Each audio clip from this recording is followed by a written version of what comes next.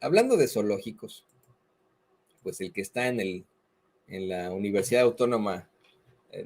Universidad Nacional Autónoma de México y sus autoridades, ¿no? Vaya zoológico de autoridades que tiene la Universidad Nacional Autónoma de México.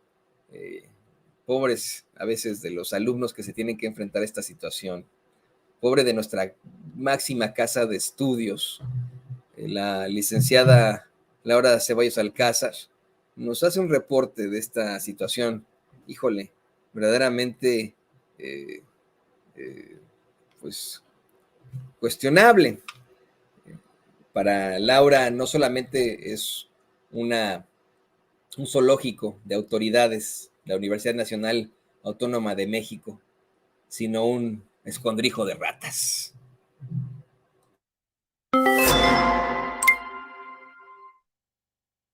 Hola, ¿qué tal amigos? Soy Laura Ceballos y esta es mi participación semanal para Sin Censura. UNAM, máxima casa de estudios o escondrijo de ratas.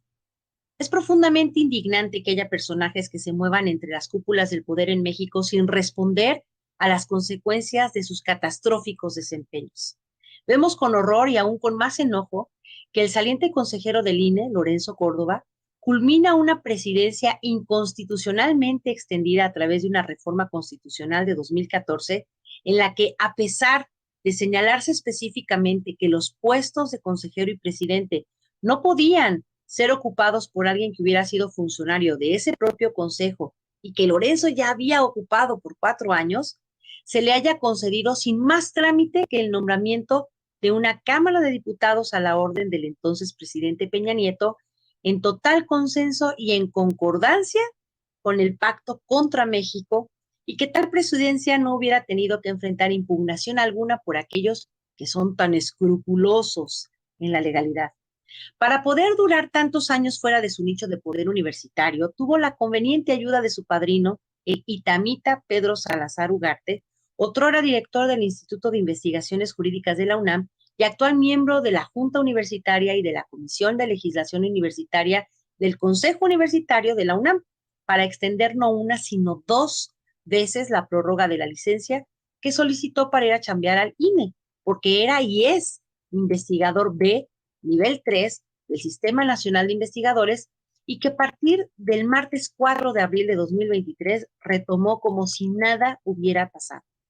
Y es increíble cómo, además de pasarse de una presidencia de 360,000 a 400,000 pesos mensuales por aparecer como quien realizaba un trabajo, pero en realidad apoyado por 26 asesores de 100,000 pesos, regrese a su escritorio como profesor e investigador de la UNAM y al Instituto de Investigaciones Jurídicas, donde también trabajará como antaño, rodeado de asesores y profesores suplentes, por un sueldo que, de acuerdo a su descripción de base, se compone de la siguiente manera. Remuneración base, 37,265 pesos con 66 centavos. Estímulos, 106,995 pesos con 22 centavos, haciendo un total de 134,531 pesos con 99 centavos.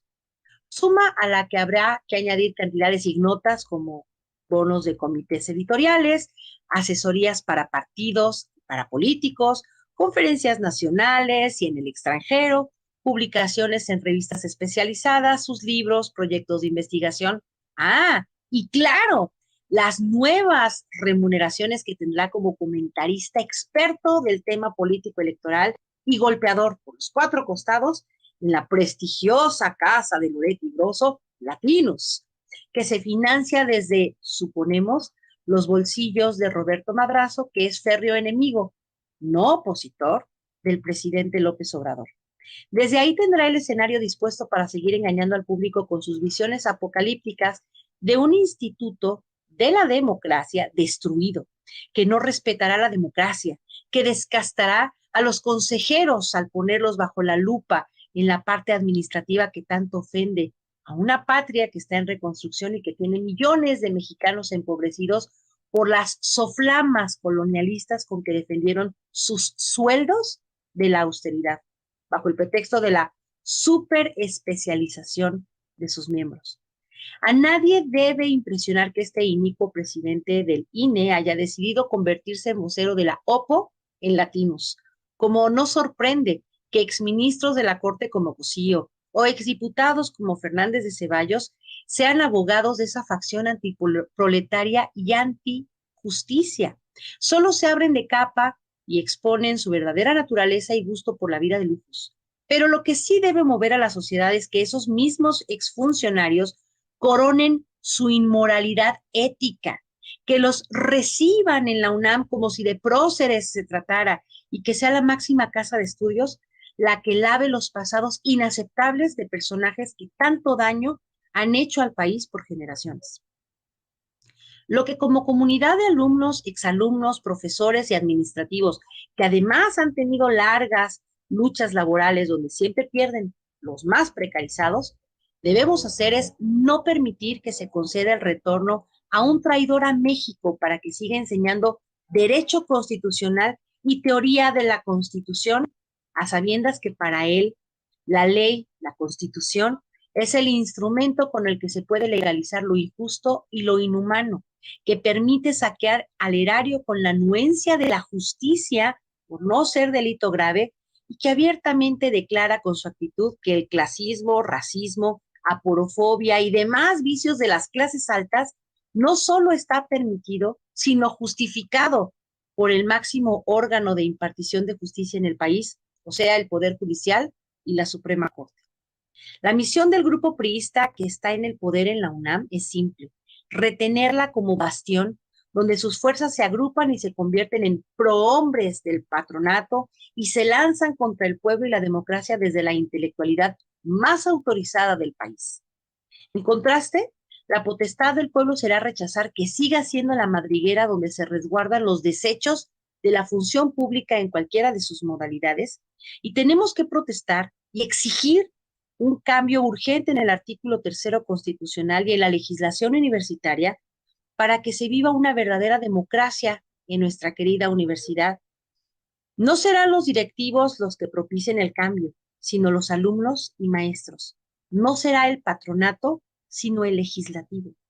Tenemos mucho trabajo por hacer y la fórmula es unidad. Muchas gracias y hasta la próxima. Muy interesante, y específicamente es importantísimo que una egresada de nuestra máxima casa de estudios pueda hacer planteamientos no solo como críticas, sino como propuestas ante las irregularidades que existen ahí en la Universidad Nacional Autónoma de México, a donde llega ese personaje pues verdaderamente controvertido, un personaje que, híjole, miren, de hecho